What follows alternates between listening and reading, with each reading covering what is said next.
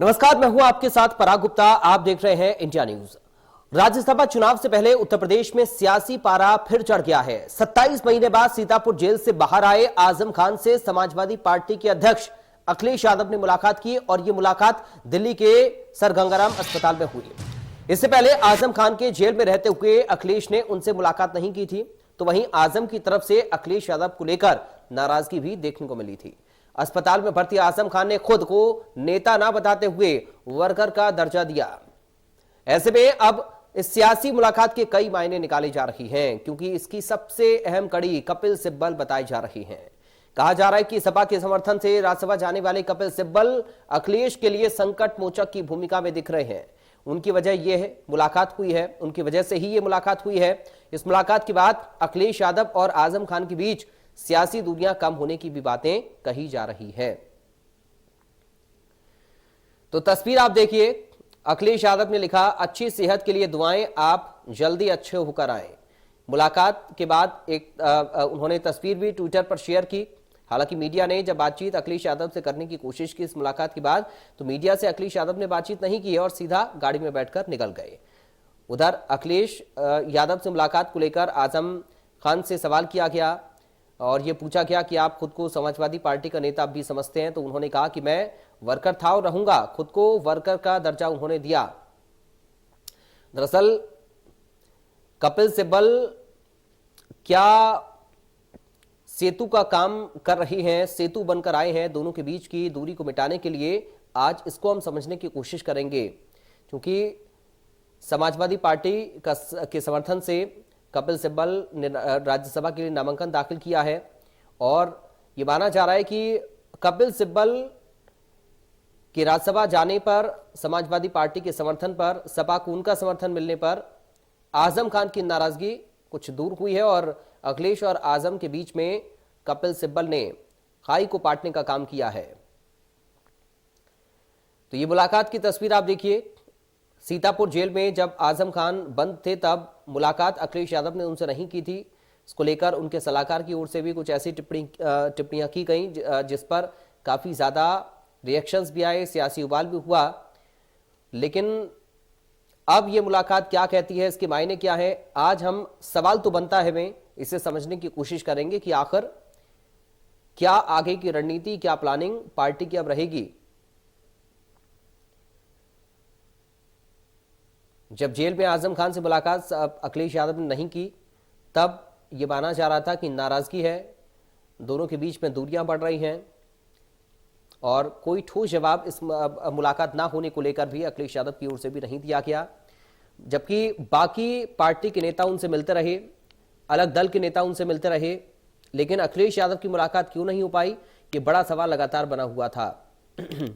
लेकिन अब जब अस्पताल में एडमिट है, दिल्ली के सर गंगाराम अस्पताल में आजम खान को भर्ती करवाया गया है तबीयत खराब के बाद, तब उनसे मुलाकात करने के लिए अखिलेश यादव पहुंचे और ये तस्वीर उन्होंने ट्विटर पर शेयर की और बाकायदा कैप्शन भी दिया। अखिलेश यादव ने अपने कैप्शन में उनके जल्द स्वस्थ होने की कामना की, लिखा, अच्छी सेहत के लिए दुआएं, आप जल्द अच्छे होकर आए। चलिए, हमारे साथ तीन खास मेहमान जुड़ गए, सीधा आपका परिचय करा दें। बीजेपी से प्रवक्ता है शबनम पांडे, हमारे साथ समाजवादी पार्टी से प्रवक्ता है भुवन जोशी और पीएसपीएल से प्रवक्ता है अरविंद यादव। आप तीनों का बहुत स्वागत है चर्चा में। भुवन जोशी साहब, शुरुआत में आप ही के साथ कर रहा हूं। क्या कुछ मायने हैं इस मुलाकात के और क्या कह रही है ये तस्वीर जो अखिलेश यादव ने ट्विटर पर शेयर की है? देखिए, इस मुलाकात का केवल एक ही मामला है। जब हमारा परिवार का कोई सदस्य, समाजवादी परिवार का कोई सदस्य बीमार होता है, तो हमारे जो राष्ट्रीय अध्यक्ष है, जो कि पार्टी के हमारे अभिभावक भी हैं, वो मिलने जाते हैं। और निश्चित तौर पे जितने लोग भी भारतीय जनता पार्टी से हमारे नेता पीड़ित हैं, जिनके द्वारा फर्जी मुकदमे और जो जुल्म जो भारतीय जनता पार्टी कर रही है हमारे नेताओं पे, कार्यकर्ताओं पे, उनसे मिलने माननीय अखिलेश यादव जी जाते हैं। और निश्चित तौर पे रही बात आजम खान साहब की, आप पूरे देश और प्रदेश ने देखा आपके चैनल के माध्यम से, अन्य चैनल के माध्यम से, कि वो उनके घर भी मिलने गए और उनकी जेल भी गए। केवल ये मीडिया के कयास और हमारे भारतीय जनता पार्टी जो हमारे पॉलिटिकल एनिमीज है, इनका ही कयास से कि कुछ गड़बड़ हो रहा है। जबकि जब सब सामान्य कब भुवन जी जेल में कब मुलाकात हुई? बार जेल भी गए हैं। आप जरा अपना रिकॉर्ड चेक करवा लीजिएगा एक बार। मैं तो मीडिया के सामने आके क्यों नहीं बोला अखिलेश यादव ने कि साहब ऐसा कुछ नहीं है, और आपकी पार्टी के बाकी नेता उनसे मिलते रहे, बाकी दलों के नेता उनसे मिलते रहे। अध्यक्ष जी हर विषय के लिए तो बोलेंगे ना, कुछ प्रवक्ताओं के लिए भी काम छोड़ रखा है उन्होंने। हम चलिए। लगातार बोल रहे हैं, और आपके चैनल में भी बोला है, मैं आपके चैनल से लगातार जुड़ा हूँ। बहुत गंभीर चैनल है, हाँ। और आप एक बहुत गंभीर पत्रकार है, मैं मानता हूँ आपको। चलिए ठीक है, शबनम पांडे जी से जरा समझ लेते हैं क्यों इतना माहौल बना दिया बीजेपी ने। शबनम जी क्यों माहौल बना रहे थे? देखिए मुलाकात हो गई, कोई खाई नहीं है बीच में। देखिए, माहौल कहीं भी भारतीय जनता पार्टी की तरफ से नहीं बनाया गया, और भारतीय जनता पार्टी को कोई फर्क नहीं पड़ता कि ये इनके अंदरूनी कलह किस तरीके से होते हैं और किस तरह से निपटते हैं। लेकिन तब आजम खान साहब प्रवक्ता आकर सामने जिस तरह की टिप्पणी करते हैं कि आजम खान साहब से वो जब नहीं मिलने आते हैं, तो निश्चित तौर पे वो एक टिप्पणी करते हैं जिसमें कहते हैं कि अब मुसलमानों के कपड़ों से बू आती है, और इस तरह के, और जो तलखियां बताते हैं वो आजम खान साहब और अखिलेश यादव के बीच में, तो निश्चित तौर पे उस पर टिप्पणी हर कोई कर रहा था। आम जनता भी इस बात को समझ रही थी कि अखिलेश यादव जी मिलने उनसे नहीं जा रहे हैं, और अरे सपा के साथी कह रहे हैं कि उनके फर्जी मुकदमा भाजपा ने लगाया। एक भी मुकदमा भाजपा की ओर से नहीं है, ये नागरिकों की तरफ से जो न्यायालय का दरवाजा खटखटा रहे हैं। और कौन से मुकदमे फर्जी हैं, कौन से मुकदमे फर्जी नहीं है, ये न्यायालय बताएगा।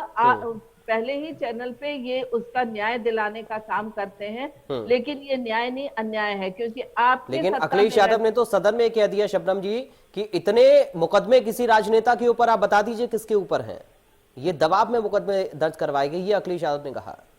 देखिए पराग जी, अगर कोई बड़ा नेता हो जाता है और बड़ा नेता होने के साथ वो अहंकार में डूबकर कई फर्जी काम करते हैं, लेकिन आजम खान तो कह रहे हैं कि मैं नेता नहीं हूं, मैं तो वर्कर था और वर्कर रहूंगा, खुद को नेता कहां बता रहे हैं वो।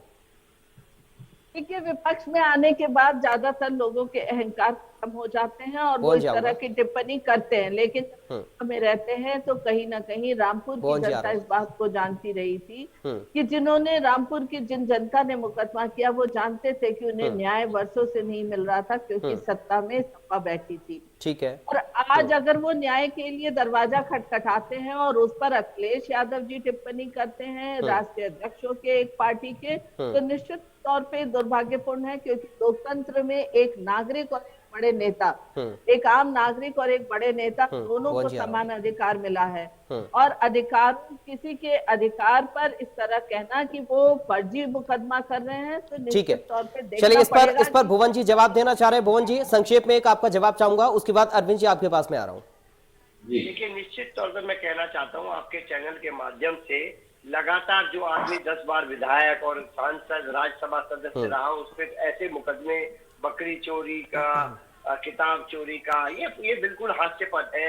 इतने बड़े संवैधानिक पद पर रहते हुए व्यक्ति को मंत्री रहे उत्तर प्रदेश में, तो ये निश्चित तौर पे, जैसा कि हमारे नेता माननीय अखिलेश यादव जी ने बताया है कि ये जो मुकदमे हैं भारतीय जनता पार्टी सरकार में, सरकारी जो अफसर है उनको दबाव देके बनाए गए, और हमारे नेता ने उनसे बात करने की भी कोशिश की। उन्होंने कहा साहब अगर हम कहेंगे तो हमें दिक्कत हो जाएगी, और ये माननीय अखिलेश यादव जी ने ऐसे नहीं कहा, ये सदन में कहा। और आपने पता है, सदन में कोई भी बात कहता है ऑथेंटिक कह सकता है, सदन में एक गरिमा होती है, नेता प्रतिपक्ष है, वो कोई बात कहते हैं तो उसका देश और प्रदेश में संदेश होता है।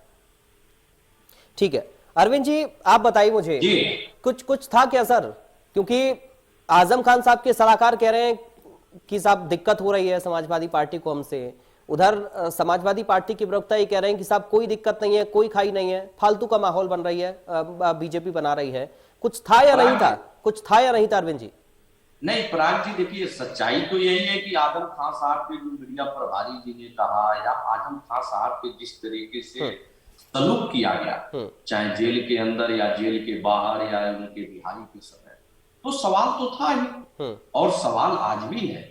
मैं तो पुनः कह रहा हूं कि समाजवादी पार्टी ने अपने तमाम वरिष्ठ नेताओं, जिन्होंने नेताजी के साथ संघर्ष किया, आंदोलन किया, समाजवादी मूवमेंट को इतना आगे तक पहुंचाया, सरकार बनाने के लिए बार बार जेल लोग गए, लाठियां खाए, और आजम खान साहब कोई छोटे मोटे नेता तो थे नहीं। आजम खान मजदूरों के लिए जेल जाते हैं, छात्र आंदोलन में अलीगढ़ यूनिवर्सिटी में जेल जाते हैं, और बार बार समाजवादी आंदोलन को मजबूत करने के लिए संघर्ष और त्याग किया आजम खान साहब ने।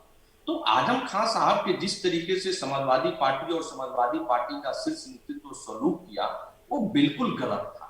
और मैं तो कहता हूं कल तो हम लोग को बहुत खुशी हुई कि आदरणीय अखिलेश जी जाकर के मुलाकात की आजम खान साहब से, लेकिन हम लोग ये भी जानना चाहते हैं और सारे समाजवादी जो संघर्ष करते हैं, समाजवादी मूवमेंट के जो पुराने लोग हैं वो सब यही जानना चाहते हैं कि क्या इतने देर क्यों हुई, लोकमानस जनमानस के दबाव के इतने दबाव के बाद मुलाकात होती है, गंगाराम हॉस्पिटल में होती है, रिहाई के समय मुलाकात। अरविंद जी, आपको ऐसा लग रहा कि कोई दबाव था, दबाव की बात, चूंकि अगर कुछ था, कुछ था, जैसा कि आप बता रहे हैं कि हाँ दरकिनार किया गया, बड़े नेताओं को उनको अहमियत उतनी तवज्जो उतनी नहीं दी गई जितने की अखिलेश जी को देनी चाहिए थी, तो नाराजगी थी, रिएक्शंस भी सामने आ रहे थे।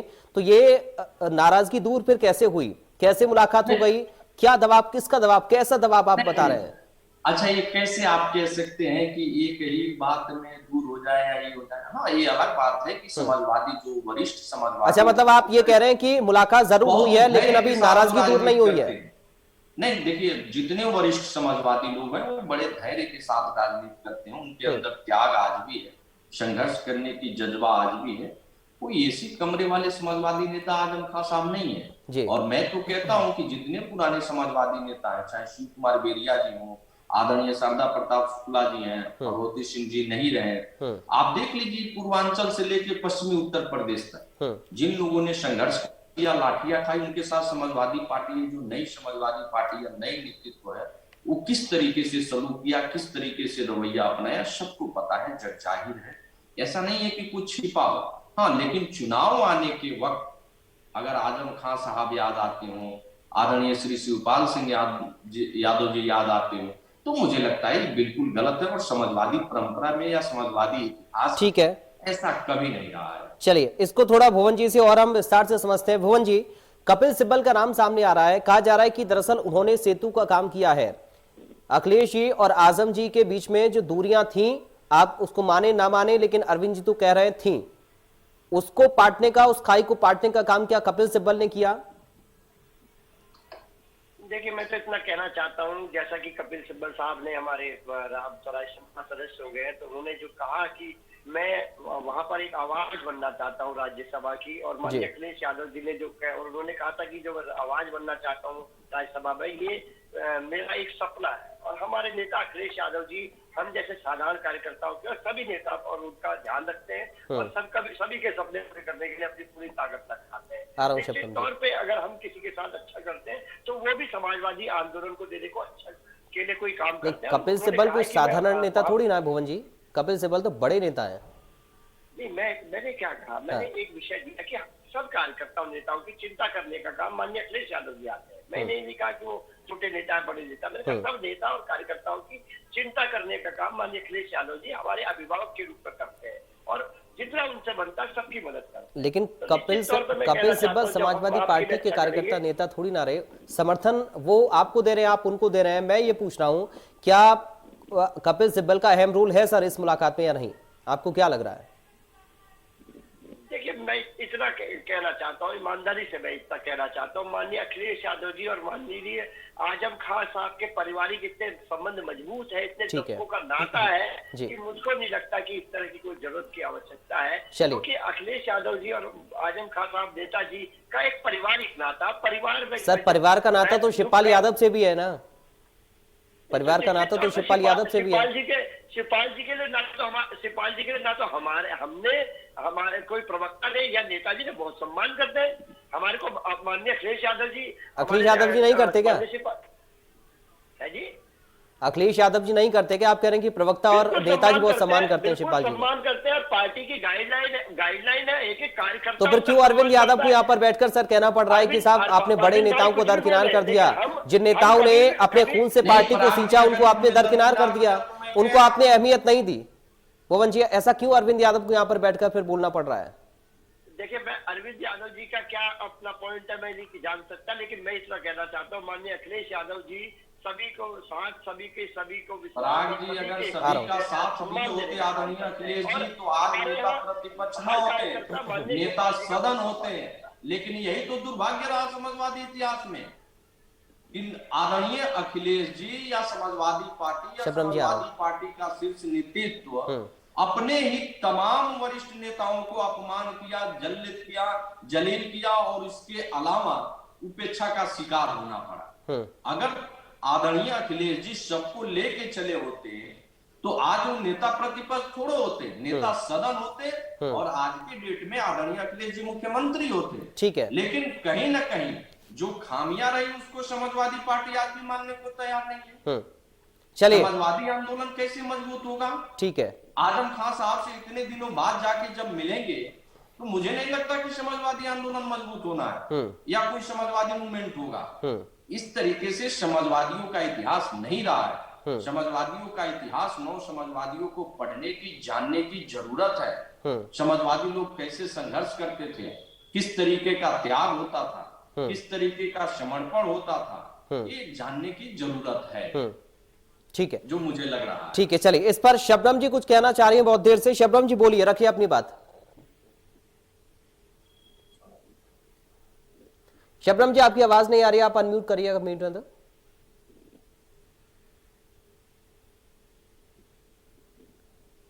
नहीं, शबनम जी आपकी आवाज नहीं आ रही है।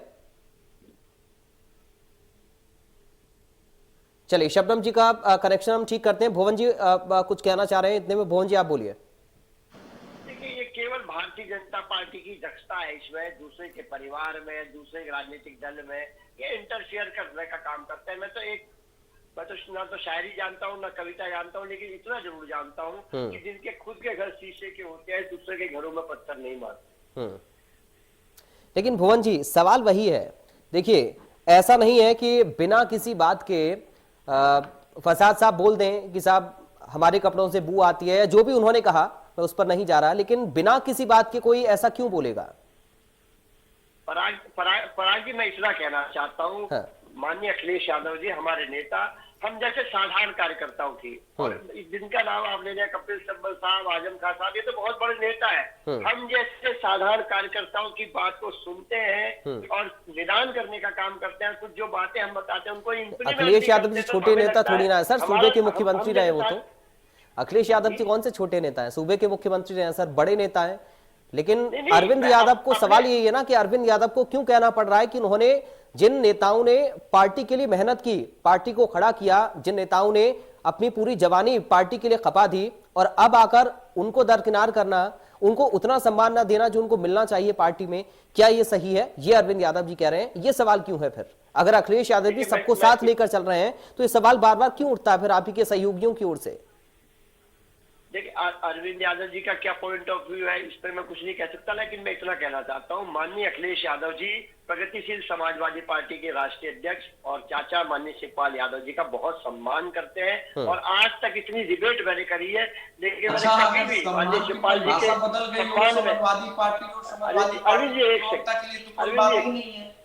मुझे लगता है कि अपमान बार बार जलील करना इनको सम्मान है तो कोई बात ही नहीं, समाजवादी पार्टी ऐसे करती रहे।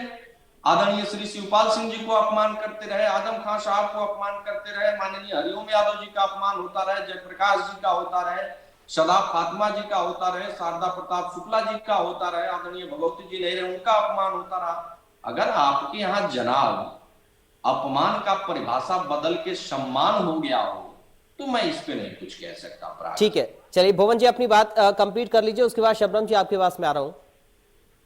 देखिए, मेरी आवाज आ रही है? जी जी, आपकी आवाज आ रही है, मैं आ रहा हूँ आपके पास। अरविंद जी हमारा समय भी दे। मैं निश्चित तौर पर इतना कहना चाहता हूँ, हमारे नेता माननीय अखिलेश यादव जी सभी अपने सहयोगी गठबंधनों का बहुत ज्यादा सम्मान करते हैं, उनकी बात को करते हैं, और अभी पूरे देश और प्रदेश में देखिए, मुझे कहने की आवश्यकता नहीं है। माननीय भुवन जी मुस्कुराकर खेल जाते हैं आप, भुवन जी मुस्कुराकर निकल जाते हैं अच्छे काम करा है, ये उनके चलिए ठीक है, का एक हिस्सा है।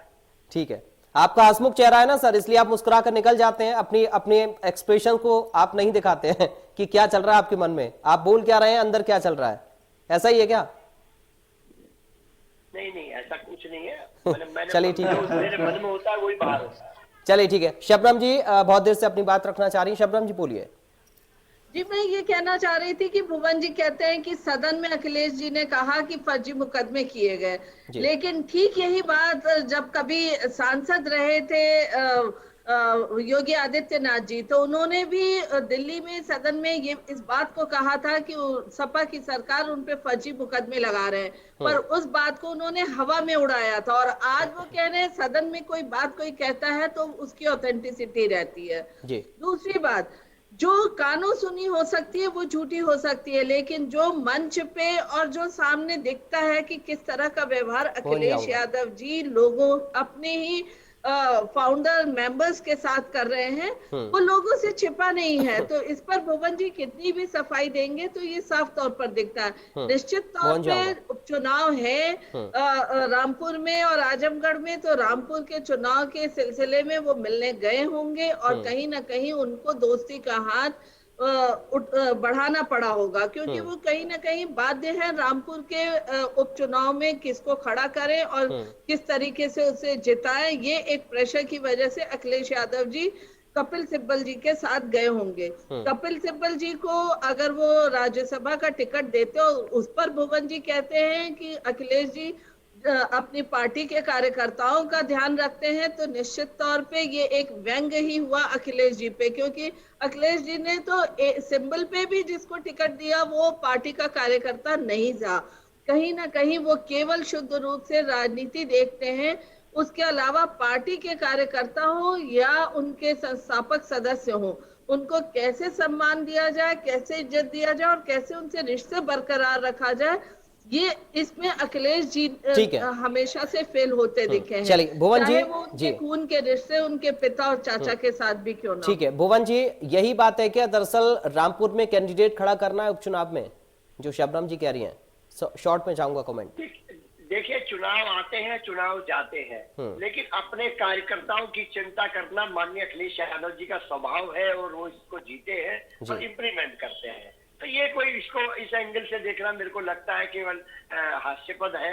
और माननीय अखिलेश यादव जी का स्वभाव है, जितने भी कार्यकर्ताओं का भारतीय जनता पार्टी के द्वारा हनन हुआ है वो सभी के घर गए और आम जनमानस के भी घर गए। हाँ ठीक है। अरविंद यादव जी, एक फाइनल कमेंट अब मैं आपका चाहूंगा सर, इतनी नाराजगी आपको क्यों है? जी जो बातें कह रहे हैं पराग जी की चुनाव आते हैं चुनाव जाते हैं। अरविंद जी एक मिनट, अच्छा एक मिनट मेरी बात सुन लीजिए। भुवन जी लगातार चाचा जी का सम्मान कर रहे हैं, आजम खान साहब का, जितने आपने नाम लिए, कहा कि सबको साथ लेकर चल रहे हैं।